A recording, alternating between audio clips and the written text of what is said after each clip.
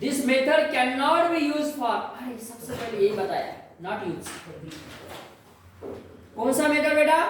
जेल्डाल method. Kjeldahl methods organic compounds containing nitrogen in the ring क्या है?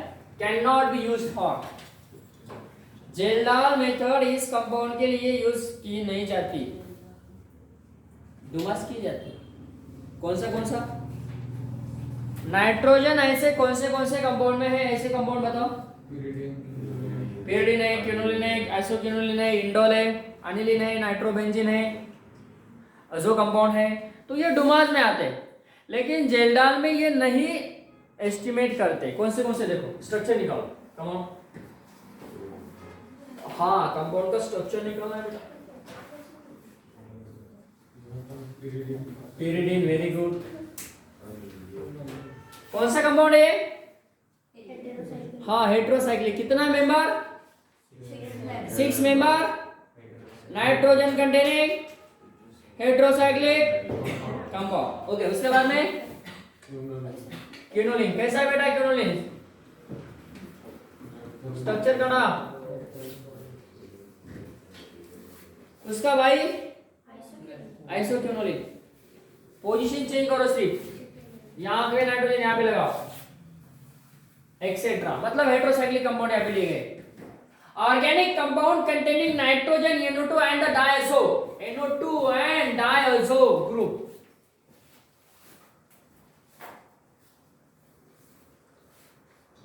NO2 and diazo group. जिसमें NO2 है, बताओ कौन सा कंपाउंड है?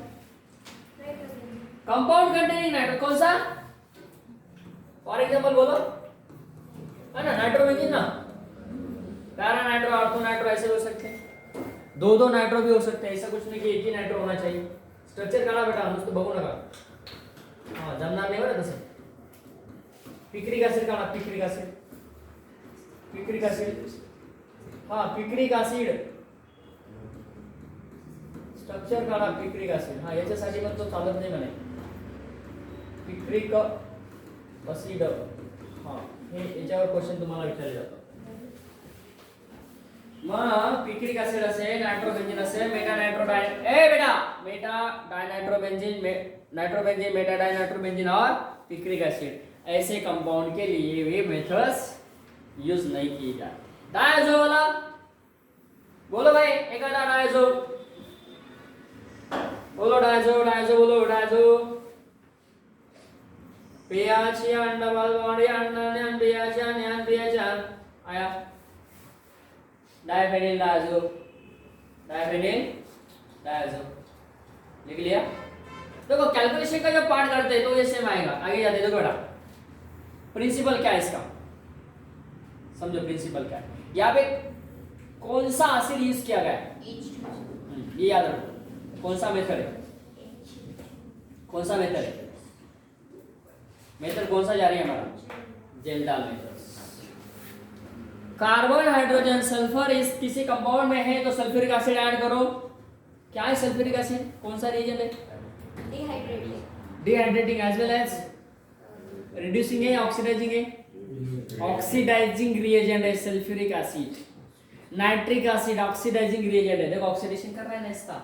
बच्चों ये गिवन कंपाउंड है, आपको मिक्सचर दिया है, इसमें उस मिक्सचर में क्या है, उस नहीं, कार्बन है, हाइड्रोजन है, सल्फर है, तो उसका क्या कर रहा है वो, ऑक्सीडेशन। क्या बना रहा है बेटा, कार्बन डाइऑक्साइड, बराबर ना। सी सोबत जर ओ रिएक्ट झाला तर काय झाला, CO2, वेरी गुड, तो इसका ऑक्सीडेशन हुआ। उसके बाद from nitrogen compound, nitrogen containing compound आहे, लक्ष द्या, हे सगळ्यात महत्त्वाचं आहे, मी जे सांगतो ते सगळ्यात महत्त्वाचं आहे। आता नाइट्रोजन सोबत कोण घेतो आपण सांगा?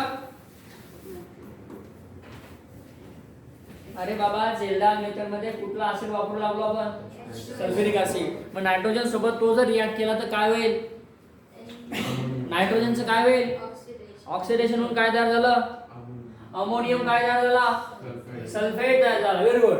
whenever the given compound is treated with the concentrated sulfuric acid and if it is formed ammonium sulfate, it means that the given compound containing nitrogen atom। अब उसका एस्टिमेशन किया करना है हमें, अमोनियम सल्फेट, देखो पहला स्टेप, दुसऱ्या step मध्ये काय करायचं,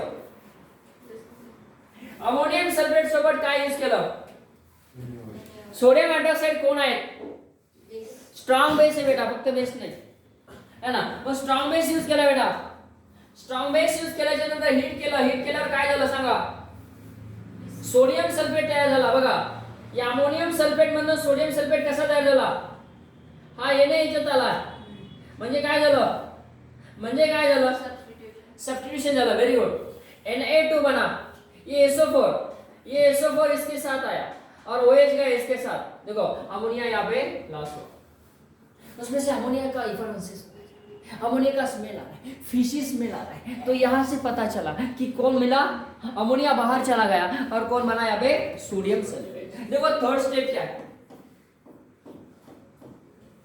अमोनिया, यहां से अमोनिया इसके साथ लिया, किसके साथ, अगेन सल्फ्यूरिक एसिड के साथ। देखो बेटा स्टेप बाय स्टेप याद रखना है, पहला स्टेप में हमने सल्फ्यूरिक एसिड ऐड किया था, अमोनियम सल्फेट बनाया था, अमोनियम सल्फेट को लिया NaOH के साथ, कौन बनाया, सोडियम सल्फेट बनाया, याद रखो बेटा, पहला स्टेप अमोनियम सल्फेट, दूसरा स्टेप सोडियम सल्फेट, तीसरी बार अमोनिया के साथ रिएक्शन करो, कौन यूज करो, सल्फ्यूरिक एसिड यूज करो, देखो sulphuric acid, then what, ammonium sulphate, फिर वापस कौन बनाया, अमोनियम सल्फेट। हाँ यहाँ पे देखो ये स्टेप बहुत इंपॉर्टेंट है, अमोनिया के साथ जब हम सल्फ्यूरिक एसिड यूज कर रहे हैं तो अमोनियम सल्फेट बन रहा है, जैसे कि हमने यहाँ पे बनाया था, तो बार बार यहाँ पे अमोनियम सल्फेट बनना ये पता करता है। So ammonia is react with what, अब यहाँ पे देखो सिंपल न्यूट्रलाइजेशन रिएक्शन हुआ है, आपको पता है अमोनियम क्लोराइड क्या होता है,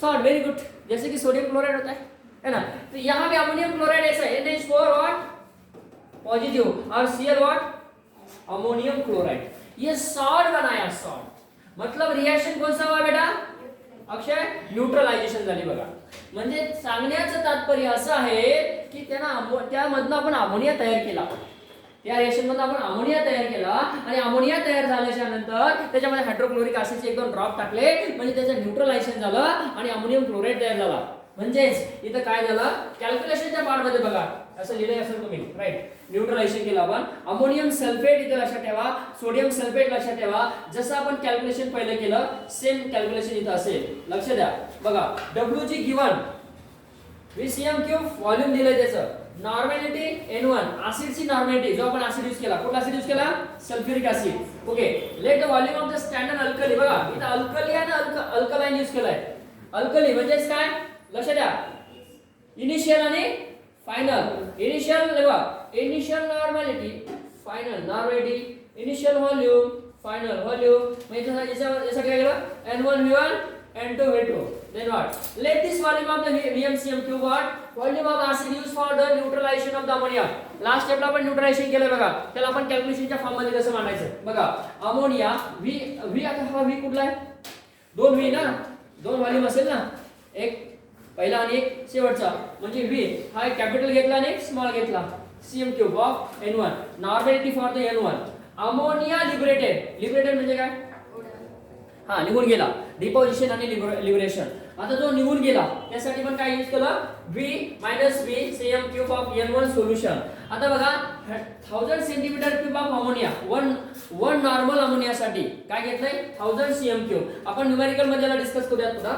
सोल्युशन कंटेनिंग नायट्रोजन 40 ग्राम कशासाठी घेतलंय, नायट्रोजन साठी घेतलंय, म्हणजे 1 mole of ammonia, 1 mole of nitrogen means what, 40 gram of what, nitrogen atoms, 1 for the 1, आता बघा व्हॉल्यूम काय केलंय, V capital V minus small v Cm³ of N1 ammonia solution contain the nitrogen atoms, बघा इथं volume आपण constant ठेवतोय कारण volume दिलेलं असेल तुम्हाला, ओके लक्षात ठेवा, 14 into V minus V into N1 normality for the nitrogen atoms into ग्राम, मतलब ग्राम में लिया है, और 1000, अब यहाँ पे देखो परसेंटेज ऑफ नाइट्रोजन, सेम है क्या बघा, सेम है, परसेंटेज ऑफ नाइट्रोजन, तो यहाँ पे ये फार्मूला लास्ट है, ये जेनरल मेथड हम फाइनल कर रहे हैं यहाँ पे, percentage of nitrogen means what, mass of nitrogen जो दिया जाएगा, मास ऑफ नाइट्रोजन जो दिया जाएगा into mass of organic compound, mass of nitrogen दिया गया मतलब 14 होगा, 1 होगा, तो ऐसा है, देखो समझो कि ये कंपाउंड दिया गया आपको, हाँ दिया गया ना, जेनरल में यूज क्या करते हैं या नहीं करते, ये करते या नहीं करते, रिंग वाले करते या नहीं करते,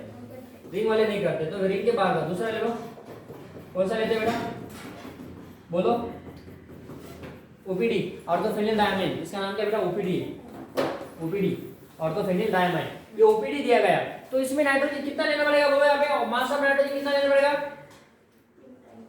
हाँ 2 टाइम्स मतलब क्या 40 × 2 मतलब क्या आएगा 28 बरोबर का, लक्षात आहे इथं 28 येणार। कंपाऊंड तो कंपाऊंड डिसाइड करणार आहे आपल्याला नायट्रोजनचे किती घ्यायचे मास, 1 असेल तर किती घ्यायचं 14, 2 असेल तर किती घ्यायचं 28, 3 असेल तर किती घ्यायचं ओके। तो depend upon the nitrogen atom, mass of organic compound, total mass निकालो कितना है, फिर क्या करो इनटू 100 करो, बस यहाँ पे रुको, आगे नहीं जाना है, कोई जरूरत नहीं।